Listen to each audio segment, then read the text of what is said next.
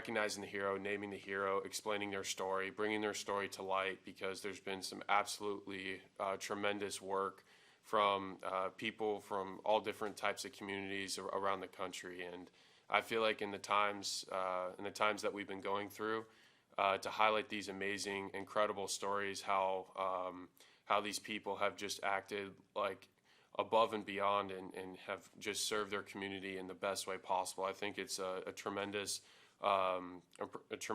this is a tremendous platform to help recognize these people and help inspire others to do good. And I'm really excited.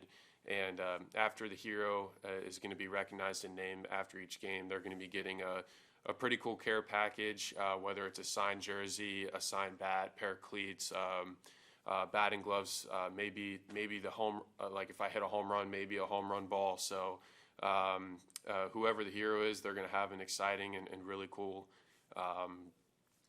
care package that's going to be sent to them right after the game. And from my understanding, I know that the Mets, especially, they want to take care of everybody, not just us, but they want to take care of the people that are going to be receiving this stuff. So they're going to be sanitizing it, cleaning everything properly. So I'm just really, really excited about this. And this is a really good opportunity, especially with kind of a interesting season where a lot of people are going to be watching, and I'm just really thankful for this opportunity to kind of go about this on this type of platform.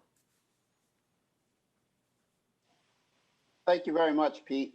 If you'd like to ask a question, please use the raise your hand feature at the participants tab at the bottom of the video screen. Our first question comes from Steve Gelbs.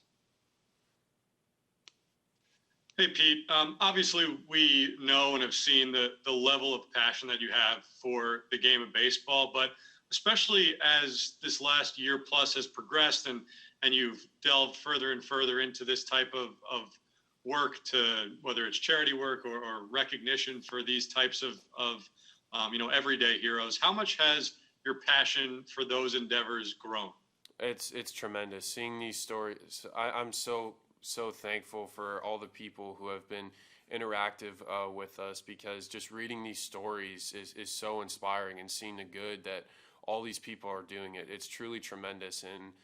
And also I think whether you turn on the TV, you flip to the news, or if you go on Twitter or Instagram, there's so much negative things out there. And granted, it's justifiable with the pandemic and the social change that's going on in our country, but I think that there's not enough positive things, because for me, if you were to just see all the negative things out there, you could just throw your hands up and say, oh, humanity's lost or something like that. But reading these stories and truly seeing who these people are and how they're trying to help others, like, these are truly amazing people, and seeing how these people are and these heroes are acting, for me it's so inspiring, and it's just makes me so proud and so happy that I can do this and provide a spotlight for these heroes and individuals. So I'm just so happy that I get the chance to do this, because for me this is just restoring my faith in people, and it's truly inspiring what these people are doing, and I can't wait to share all these amazing stories with you guys. It's going to be incredible as the season goes on and all these stories start to unfold. So it's an incredible campaign that we're doing, and again, I'm so pumped up for it. Speaking of being pumped up, obviously transitioning over to baseball now, we understand, and we've seen even throughout this shutdown just how antsy you were to get going again. That being said, what is the feeling? What's the emotion as a teammate when you're clearly getting ready to go tomorrow, and then right before opening day, you get the tough news about such a significant part of your team and Marcus Stroman being down for at least the significant future? I mean, I know Marcus is such an incredible worker. I mean, that's the one thing is when he got traded to us last year, I mean, that man works, that man takes care of himself, and he takes pride in what he does. And I respect the hell out of him. He's a great teammate, and I know he's going to be back very soon. I mean, I'm sure no one wants to be sidelined. No one wants to not be able to play. I mean, I understand it's frustrating, but he's going to be back quick. I know that, and I know our training staff is great, and Marcus's drive and motivation and self motivation that he has is incredible. So I know he's going to be back soon, and I mean, I know he's taking the proper steps off the field and on the field in the training room. So I mean, he's going to be fine. I got full confidence. Thanks. Our next question is from Mike Puma. Hey, Pete, just wondering, you had the 3 weeks of build up here, and then now we get to the day before opening day, and you went through a couple of games, obviously, without the fans in the ballpark. I'm just wondering what that was like, and if it'll be, you think it'll be tougher to get juiced up just because of the lack of fan energy in the ballpark. It felt exactly like playing in the Florida State League. There's you could probably count how many fans are in the stands on both your hands during a Florida State League game. So it was pretty close to that, and also having the fan noise is it's a little weird, especially when you don't see faces in the seats. But also, I know that it helps the broadcast. So I think for me, I'm indifferent about the fan noise, but I love that they're bumping the music, they're creating an environment the best they can, and I don't think that necessarily it's a bad thing, because at the end of the day, we have to be motivated to try and win a ball game. We have to be motivated to try and win a championship. So I don't think having fans there would take anything away from that motivation and trying to win a ball game. So I'm excited, and we know that Mets Nation is watching at home, and I mean we miss having the fans in the stands. We miss you guys, but I mean we know people are watching. Also, how do you size up the NL East here? Are the Mets the team to beat? I believe so. I mean, I think we have an extremely dynamic lineup. I think when we're hitting on all cylinders, I think we're an extremely dangerous lineup. We can beat you with speed. I think we can run the base as well. Also, I think we got a lot of power bats and guys that can hit for average. I think we have a really well-balanced lineup, and there's no easy out. And I think that for us, we got a great lineup. We also have a great pitching staff, and I think we got the pieces to do it. I think we really, really have everything that what it takes. It's just a matter about going out, proving that to people on the field. Thank you. Mm-hmm. Our next question is from Bruce Beck. Pete, after days, weeks, months, what's it going to be like when you finally step into the batter's box tomorrow?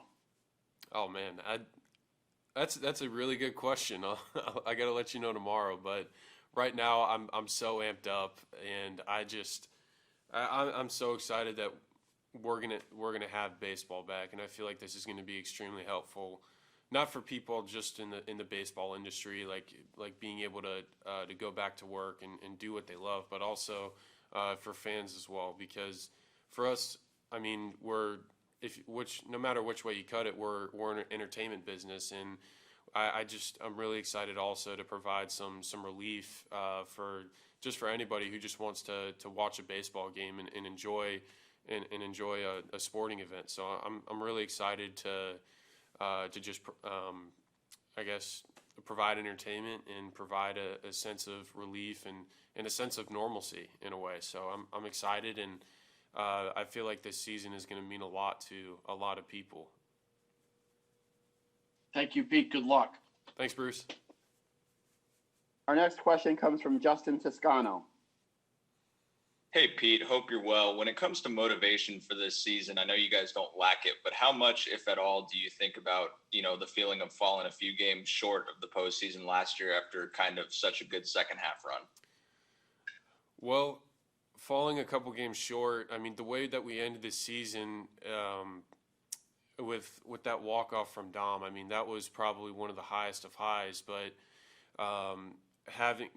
falling short of the postseason does leave a sour taste. And if you kind of reflect back, it's like, oh man, like there could have been this or there could have been that. And this year we don't want to leave anything to question. I mean, we just want to go do it. We want to be there, and we want to be competing for a championship. So I mean, I think that we bottled up the feeling of going home in September and not playing in October. I mean, it's a sour feeling. It's not a good feeling because at the end of the day, you want to compete to win. And I think all of us, like you said, are extremely motivated, and I think we're going to find a lot out about our character and a lot about ourselves because we have the pieces. We just need to go out between the lines and go and do it. Yeah, and you guys have mentioned sense of urgency in a 60-game sprint, but how do you actually do that to make sure there isn't kind of a lapse at the beginning of the season, go out every day? Pay attention to details and play with your hair on fire, play inspired. Thank you. Of course. Our next question is from Justin Walters. Hey, Pete, I was wondering, while you're stepping in the batter's box, there may not be any fans in the stands, but of course they're cardboard cutouts. What do you think of the initiative? And is it nice to know that fans finally won't be distracted by their phones?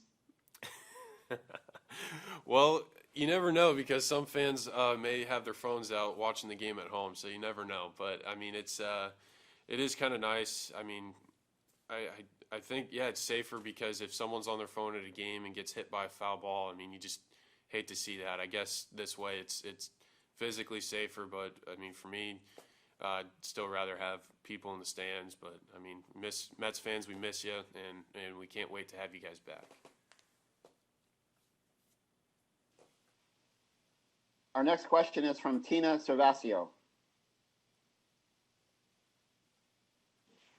Hey, Pete. We're talking so much about having no fans in the stands, and how is your family? How is your family reacting to the fact that they're going to have to watch you on TV and you won't really be able to see them on home games or when you're on the road? What is that emotion like with your family right now?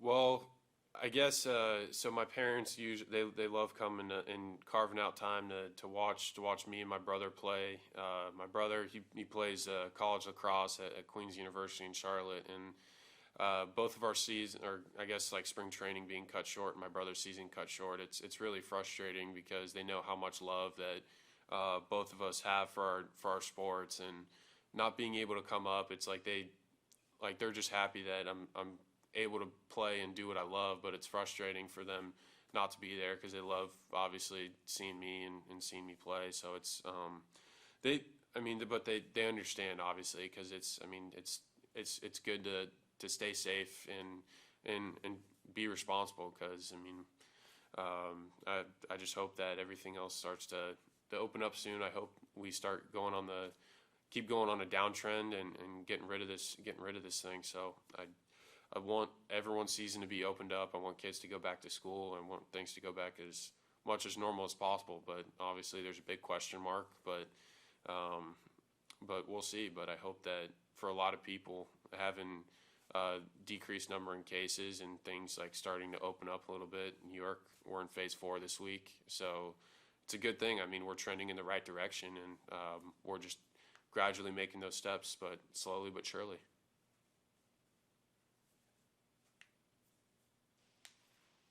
Our next question comes from Mike Vaccaro. Hey, Pete, thanks for taking the time this morning. I know, like the rest of us, that your interaction with people in and about New York City and around New York City has been limited. But I'm curious, to the extent that you are out and about and that you do see other people, what has their reaction been to you? Has it been positive? Have you sensed from people that you're just around who recognize you that they're excited about this stuff, getting going, starting today? Yeah, I mean, when I'm out, if someone recognized me with me wearing a mask, walking my dog, then I always make sure to give them some time, because if you can recognize me with my face covered, then you're a big fan. So I appreciate those people. I appreciate all fans. I appreciate people that, because I mean, I haven't met a Mets fan that's not excited about the season. I haven't met anybody that hasn't been excited about sports coming back and is having some sort of normalcy again. So, I mean, I'm excited, and I know a lot of people are really anxious to see how this season unfolds. And I mean, I think it's going to be a very entertaining and fun season. And at the end of the day, like it's going to be cutthroat in the competition and the amount of weight each pitch and each out has, it's going to be amplified, and it's going to be a fun one for sure. If this is common knowledge, I apologize, but what's your dog's name? What kind of a dog is it? He's a little Frenchie. His name's Brody, not named after our GM. We had him before Brody became GM, so it was it just happened to be a funny coincidence. Thanks a lot. Of course. The next question is from Ed Coleman. Hey, Pete and Brody.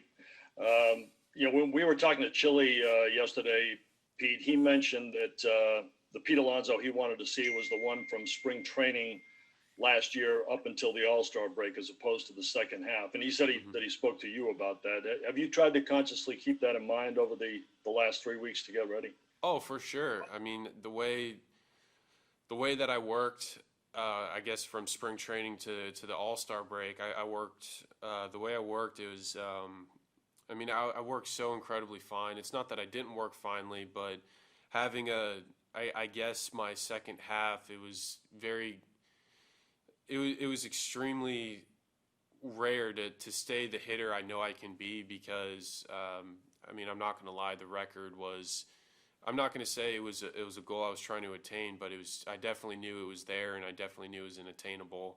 And there was times where I was swinging before the ball even left the pitcher's hand, and I felt like I didn't feel myself at the plate. I was hot and cold at times in the second half. And I guess what Chili has means by that is that I was so darn consistent, and not just hitting for power, but hitting for average, laying off tough pitches, and being a complete hitter. And that's what and I guess that's what he stressed the most to me. He's like, look, if you're a good hitter, you're a big, strong guy. If you hit the ball in the sweet spot and make a good swing decision on a good pitch, ball's going to fly out of the yard, or it's going to have a chance to fly out of the yard. So, this year it's like as a rookie, to break that record, I only had 1 year. So there's no more of that.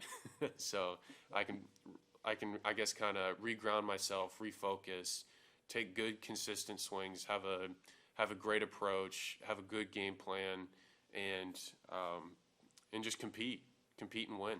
That's the main thing. Thanks, Pete. Of course. Our next question comes from Bradford Davis. Hey, Pete. Thanks for your time.